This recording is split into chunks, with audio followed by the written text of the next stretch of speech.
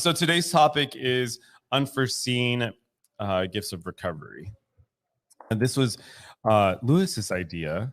Tell us Well, what no, brought it so on. it wasn't my idea. We have a list of It was his idea. topics, and it was in the list, and I was thinking it's something I really love to talk about because, like, I think that obviously, like in recovery and specifically in 12-step, we have like each of the steps has a promise that's attached to it, and some of them they're out there and in your face or whatever, but there are a lot of things that occur as a result of sobriety that I think anybody, even if you're not in 12-step, you experience.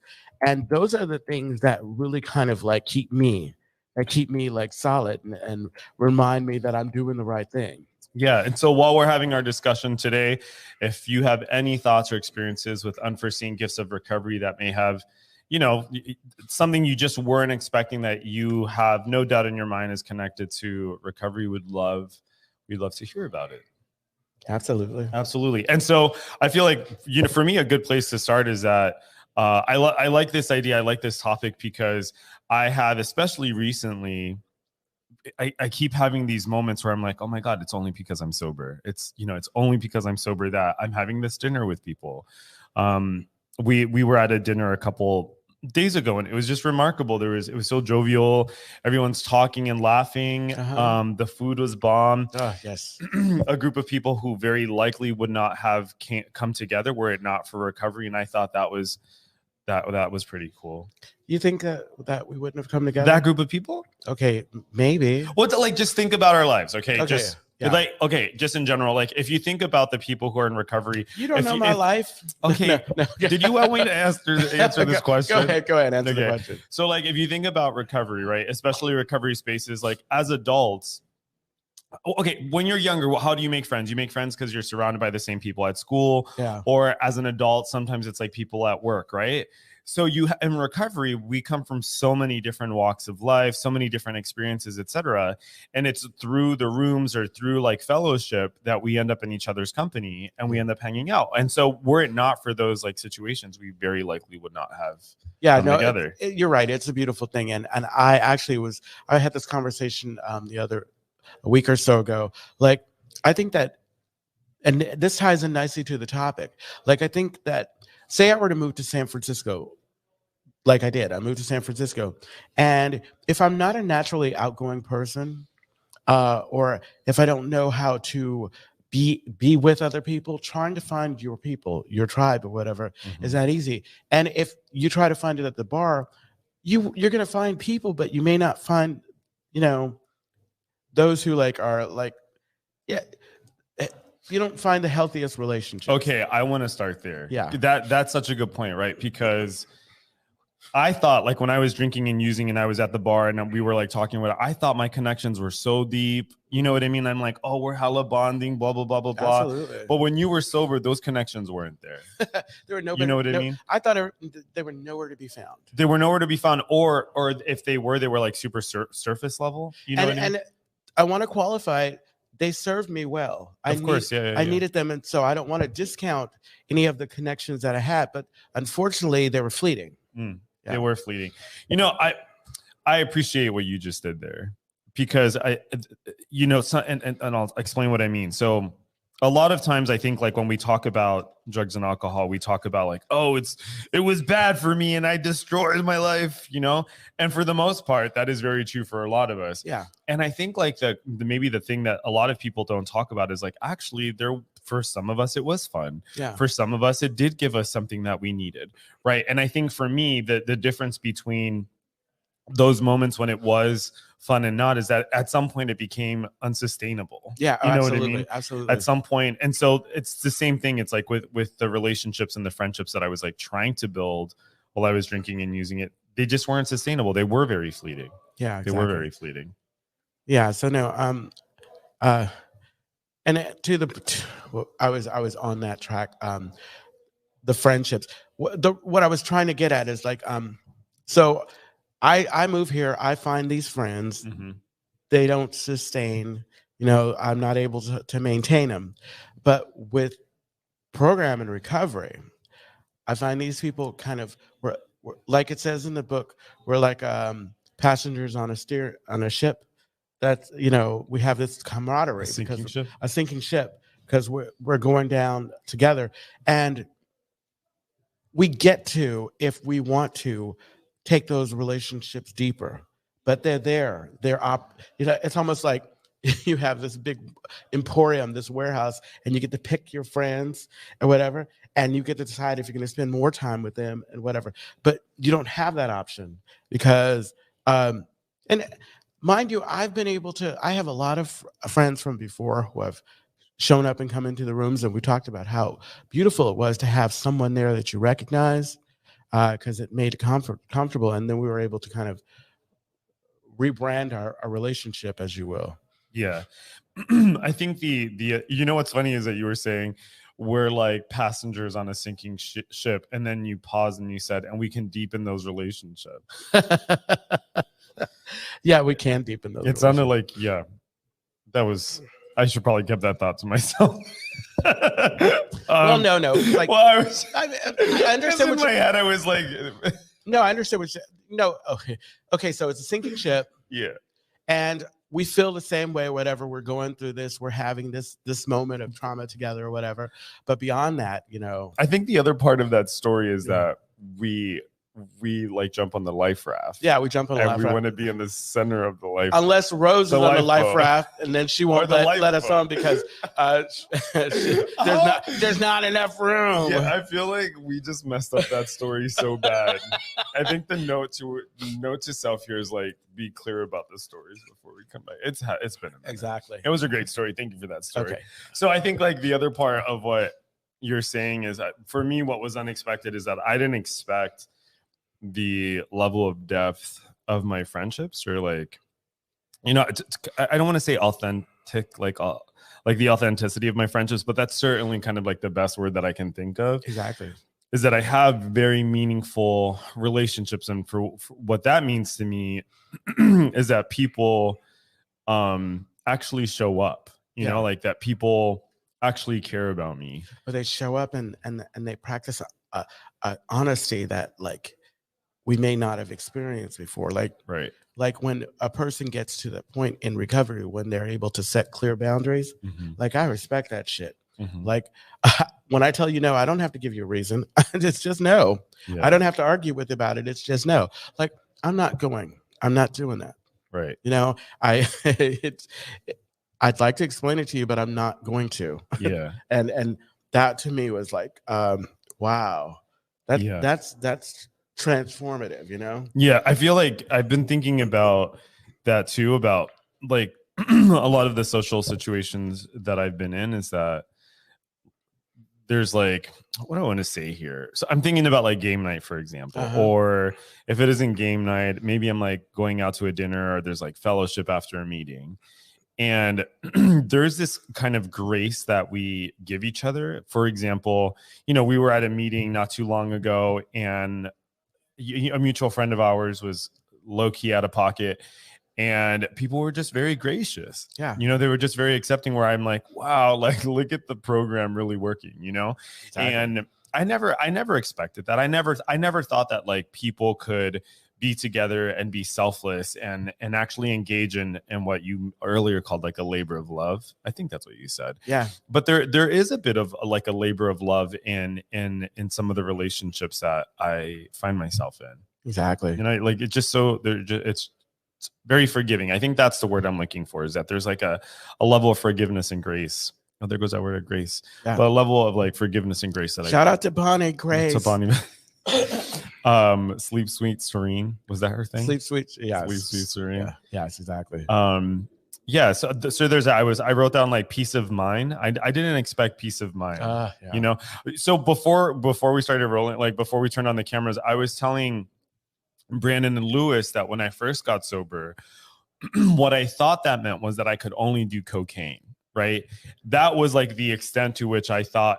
Like that's what I thought sobriety was. What I thought sobriety was is like I just have to stop drinking, and then you get sober, or rather, and like I got sober, and then at some point I realized like, oh, actually, I can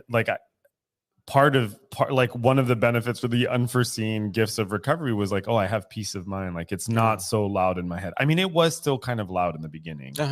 It was still kind of loud in the beginning, but there was a quiet. Yeah, unexpected quiet. Actually, there was this thing that used to happen to me, like, and all I could describe was like wind and free space going through my head, like it was like, and I've heard it refer to that too, like there was a peace of mind, and it was a beautiful thing. There was something I was going to bring up. Okay, so, and I think it had to do, maybe connecting to like the party and all the different types. I have these friendships with people that I didn't know that we ever would have anything in common with, you know, and it's just a beautiful thing. You know, one of the other things, I'm sorry for folks listening. I'm sorry to keep clearing my throat into the mic. That must sound really loud on their end. I was thinking about my family and how much my family has changed. Oh my God. And how much, well, okay, there's a story in here. So when I used to, when I first graduated from undergrad, I used to work at this hospital, and my coworkers, essentially, they didn't like me. I was still drinking and using. They did not like me. I was not very pleasant, for a number of different reasons. Like I was selfish, I was self-centered, and definitely egotistical. And I remember once I was talking to my therapist at the time, and I said, you know, I don't know what's happening. Like, I don't understand why all these people like behave this way around me. And she goes, you're the reason why these people behave this way around you. Right. And it was like the first time I think someone had said, like, you need to start owning up to like the situations you find yourself in. Mm-hmm. Okay. So let's put that in the parking lot. So let's fast forward. I'm sober, my family. So for the longest time, I had like all this beef with my family. I attributed all my problems to my upbringing, to like generational trauma and all this stuff. Like I did all of that work for such a long time. Like by work, I mean, I was just constantly playing that on a loop in my brain. Right. Then I got sober, and I noticed that my perspective toward my family started to change. Absolutely. Okay. So I've been in recovery for over 10 years at this point, not continuously. But one of the things I never thought would happen is what has happened in my family. I'm not saying this is the result of my getting sober, but I don't know what else to attribute it to. Like, I think my family, like there are other people, you know, addiction definitely runs in my family, but there is this like ownership of issues. There's like an ownership of people's feelings and thoughts that I'm seeing in my family that has like totally blown my mind. Like I have the family that I've always wanted, you know, and I don't know where that came from. You know, is it possible? And I think about this a lot. Is it possible that because I was seeing things the way I wanted to see things, that I was selling people short, and I wasn't giving them. I know what you're saying. Like maybe they were always great, and I was just like, you know what? Yeah, because it's completely like if I'm seeing the world through rose-colored glasses, if I'm being selfish, I am not going to see like what you do or what you do for me is not going to come across the way it's supposed to if I'm not receiving it the proper way. Can I tell you where I get snagged with that? This is a really good question. Where I get snagged with that is like, oh man, this just got deep in my head. Okay, so. Well, because I think about like experiences that I had when I was a kid, right? Uh-huh. And I'm like, nah, those were real experiences. Like I'm talking to you, right? I'm like, you can't tell me that those experiences weren't real, and they were shitty, right? Yeah. Uh-huh. But I think what I'm hearing you say is like, okay, and even though those situations may have happened, uh-huh. Is it possible that because I have a different perspective, that those changes were always like people were already different? Yeah. So I heard someone say in a meeting, and I shared it too. Because nothing that I have is original. Nope. When you work the steps, your past starts to change. Yeah. And I think what it is my perspective of how things were, because life, like, of course, if I am feeling like I'm, you know, if I'm so self-centered and so in my head about stuff that doesn't matter what you do. It's like when you have somebody going through something, it's like I can tell you that you're beautiful, but if you don't believe you're beautiful, it doesn't matter what I say. That's right. And actually, it could come off as, you need to stop being so antagonistic and leave me alone. I said I'm not beautiful, things like that. Oh yeah. By extension of what we're talking about, I think the other cool thing that's happened, and I hate this language, it's kind of fluffy, foo-foo. Yeah, go ahead. But I feel, fluffy, foo-foo, is that as like over the last few years, the most wonderful people have come into my life. Mm-hmm. I say, what's so foo-foo about that? Well, because they feel like angels. Oh no, you know what I mean? Like, you know what? I see, and that's a gift of, or unexpected gift of sobriety. Like, I used to spend so much time concerned about like how somebody would perceive how I present things or whatever. Mm-hmm. And you know what? It's like, I want to be seen as loving and kind of corny and kind of hokey and kind of, That's so funny. So I've been seeing someone recently. Really? Are we going to do this? No. But no, I'll hit you with this microphone. and so I won't say too much about it, but an ongoing joke that we've had is that whenever things feel really vulnerable or they feel like really sensitive, like I'll joke about it or I'll say something kind of like offensive, like obvious, self-consciously offensive. So like just to break it up. And it's like this thing, like I didn't realize that I think I knew that I was doing it, but I didn't know that I was doing it. But it's become this ongoing joke because it just makes me so uncomfortable when things feel too, I want to say soft, but the truth is that like they feel too vulnerable, And I think my use of the word angel feels really vulnerable, but like and I think maybe the reason why it feels vulnerable is because it feels kind of like saccharine and like cheesy, and I can hear like drunk me hearing someone say that and thinking like, get the fuck out of my face. You people aren't angels. So I appreciate your analysis. So I think when I say angels, it's like, I'll give you an example. It's like, I'll talk to someone and they'll show me like a level of, okay, for example, so a while back, for example, I think to use this for example, like I did something, you did not like the thing that I did. Later on, you came back, reflected on it, and we had this like conversation about it. Mm-hmm. That was like one of the first times I've had that kind of experience, right? Where I never thought someone would like actually kind of go back and listen to the way they like interacted with me. There's no fault finding in this story, for example. I had the same thing happen to me yesterday. I was like talking to someone in recovery, and I had expressed to them something like, hey, like when you did this thing, like it really fucked with me or whatever. I never asked them to think about it. I never asked them to reflect on it. You know what I mean? And then they came back and had reflected on it and said like they own their part. And I was like, this is crazy. Like the impact that has on me when someone like actually owns their own, like I can't tell you what that does for me. Yeah. You know what I mean? Like it softens my heart. It makes me feel like normal and sane, like and it's so simple. It's just somebody saying like, oh yeah, you know what? You're right. I did fuck up. Yeah. Yeah. I think that kind of tied into all we've been talking about is the gift of understanding and knowing that you have a part in everything. I mean, we talk about it, but I think that for me, the change came when I was able to kind of own how I showed up, because, when I dig myself into it and I believe that I'm right and I'm not interested and I'm unmovable, like unyielding, of course I'm not listening to anybody else. Of course I'm not concerned about what's really going on or whatever. But because this program and sobriety, not picking up or not being kind of out of my mind of sorts or whatever, giving myself enough time to kind of think clearly and listen to people, like I think that what you were talking about, those times having folks come and show you through their actions, wow, you know what, that we can do this and not like, and this isn't the end of the relationship, you know, like that's real. To That have right there. to have somebody like this.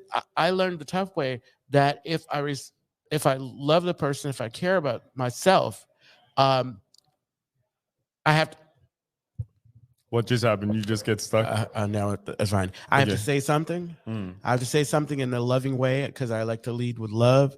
But then it is important for me if I care about the friendship and relationship, and if I'm trying to grow in the way that I want to grow, that I make. What is going on over there? My sound is doing something. Oh, I wonder if it's Brandon cutting your mic off. No. Good job, Brandon. Okay, we're done here. I know. I love the what you just said about like it's not the end of the relationship, because that used to be my go-to. Like if I'm in a situation, doesn't matter if it's like romantic or platonic, like if the discomfort is there and if it's intense enough, my go-to is to say like fuck it. You know what I mean? Like I never want to talk to you again. I want to run so bad. Right. I never thought, honest to God, I never thought that I would. Hold on one second. I feel distracted because our production guy is messing with our cords right now. He just unplugged. I think he's replugging Lewis. Okay. So I never thought that I would be able to withstand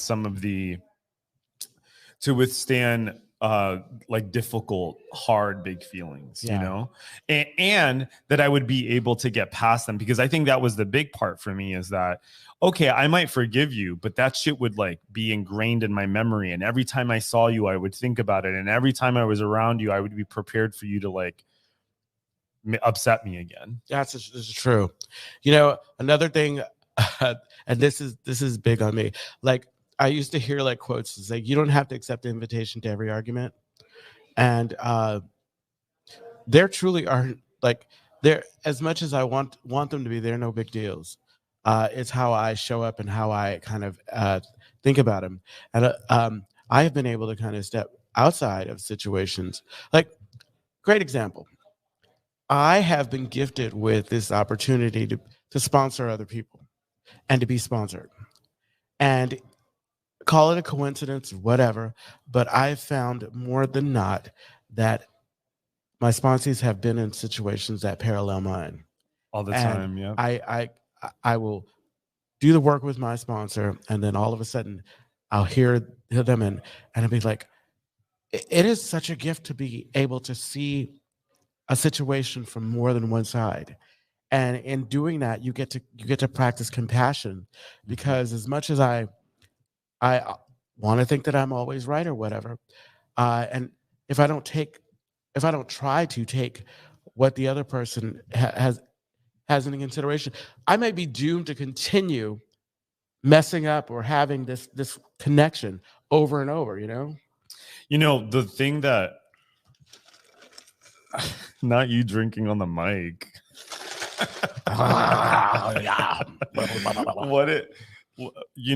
What I appreciate about what you're saying is you're reminding me of. I love that you appreciate me. Oh, I said what you said. Okay, well, I love that you appreciate what I said. You just threw me off. You know better. Like, I can't hold the thought for like. If you aren't watching us and you're just listening, I just gave Anthony a back rub. Yeah. What if I'm wrong? Right. So I just assume in situations now, even when I have all the convictions and evidence in the world that I am right, I just assume that because there is a God and a power greater than myself, that I am very likely wrong in some place that I can't see. Absolutely. Right. It's like, it's not my job to understand like what the grander design is, but I do think it is my job to be as flexible in the fabric of life as possible. Right. It's like, I don't need to be that kind of like sturdy thread in a blanket where like, it's like immovable. And I find that like when I'm much more flexible with people, this is also really new, when I'm just flexible with people, like, you know what, yeah, you said something that offended me, or like, yeah, you know what, like, I think you're annoying. I would never tell someone that, I don't think, because that's my issue, not theirs. it's like, but when I'm like, you know what? So what? You know what I mean? It's like, so what that person's annoying, you know? I think I may have shared this a while back. There's Dr. Sherry Taylor. She's Sherry Taylor. do you know Dr. Sherry Taylor? Sherry Taylor, yeah, the name sounds familiar. Is she black, huh? Yeah. Yes. She's celebrity kind of doctor. Well, she's amazing is what she is. No, she is amazing. She taught at the Wright Institute. I think she still teaches. Can I just note? What? Okay, so normally when Anthony mentions a name or something, you just see a question mark form above my head, and I just have to listen because I want to learn. But today was one of those days I feel like thank you, God. Hallelujah. Hallelujah. So Dr. Sherry Taylor is amazing. I took a class with her, not with her. I took one of her classes in grad school. I think it was like LGBT mental health or something like that. Anyway, I recently heard she was being interviewed on a podcast. I may have shared this before. It's worth sharing again. And toward the end of like their discussion, they were talking about hatred destroying things, that hatred is like the ultimate destroyer. And then Dr. Sherry Taylor says, actually it's love. Like love is the ultimate destroyer of things. And I like thought about that and I was like, oh shit, like she's right. Like literally love is like the one thing that like will disrupt my annoyance with someone, will like any hatred I might have in my heart or any anger I might have in a situation. Like if I can find a way of loving the other person, and generally, you know what it is? The thing that kind of gets me to the other side of that is like seeing myself in them. Yeah. Right. It's like, or if maybe it's not even seeing myself in them, it's like just seeing their humanity. You know what I mean? Like I once heard years ago, if you knew someone's entire story, you would probably be a lot less angry. Oh, absolutely. This is I believe that this connected to that restoration to sanity that we talk about in the steps. Yeah. Because like what I was thinking about when you were saying love can kind of drive us. Let's think about like the folks who are on the other side of the aisle, alt-right or whatever, who have only learned one way of thinking and have held on to that so long and believe that is the right way of thinking. It's like when I thought that drugs and alcohol were the things that were keeping me safe, that were saving me or whatever, and I didn't realize that they were tearing me apart.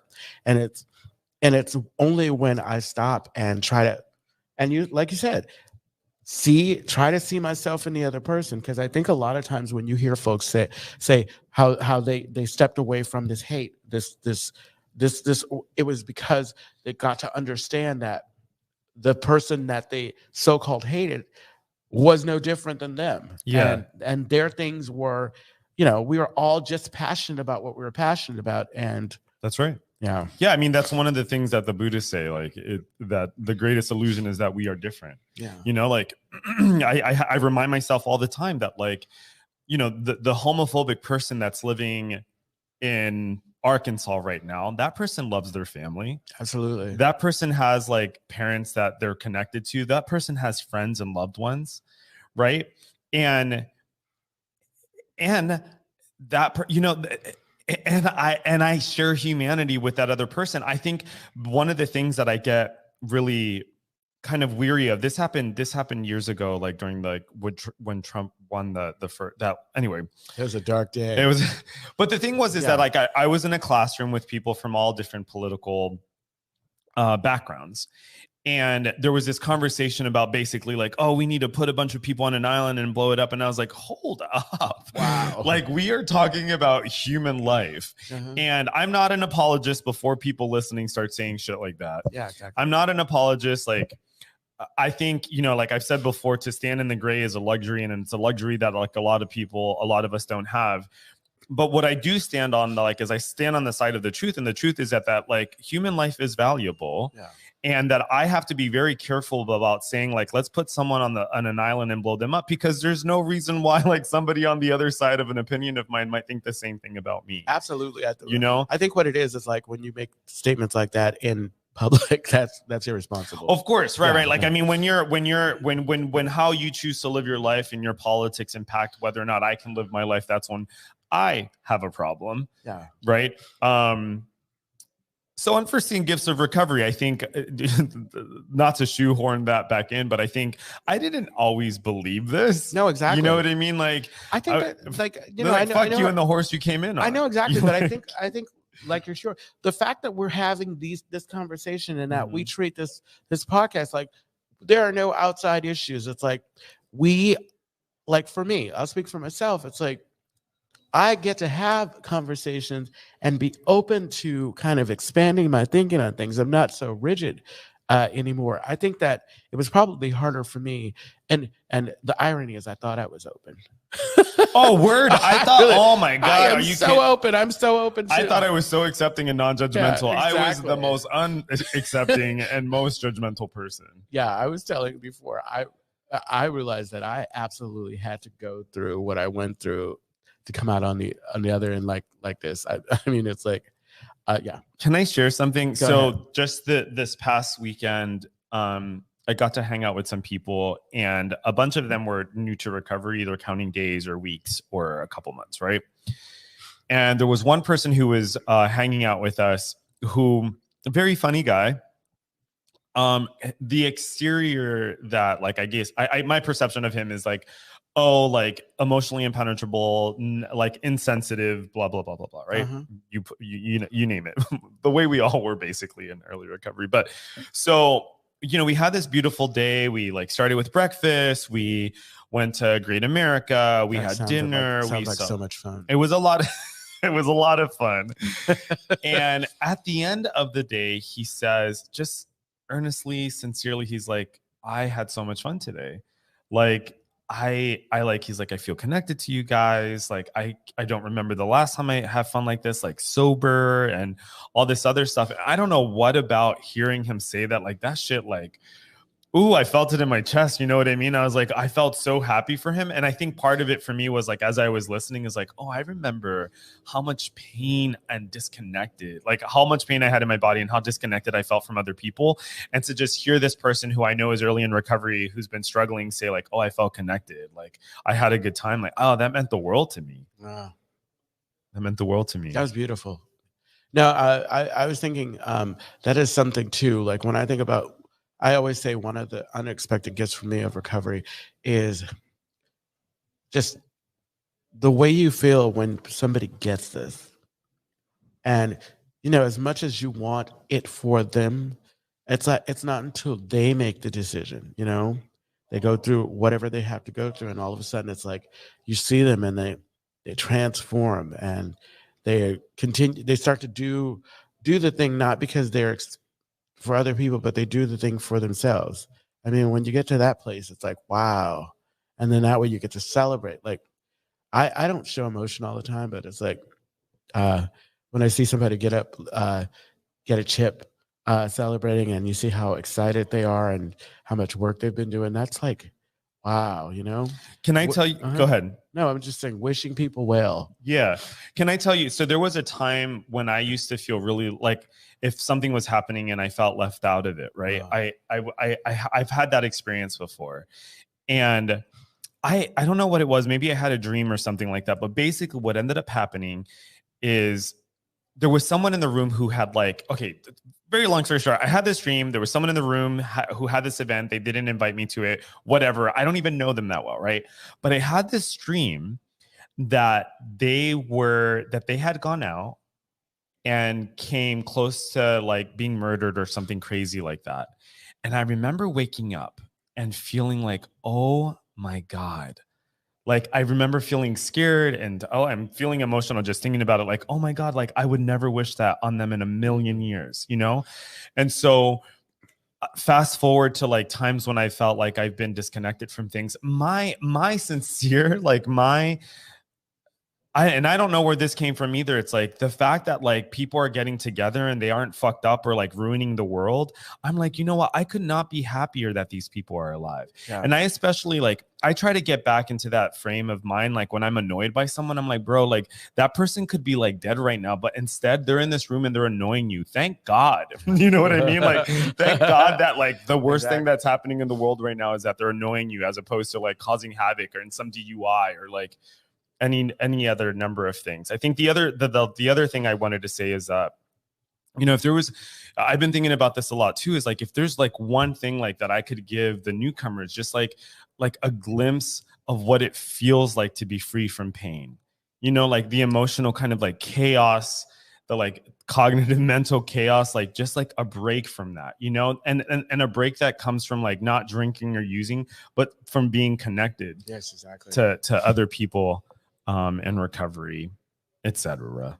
etc. etc. So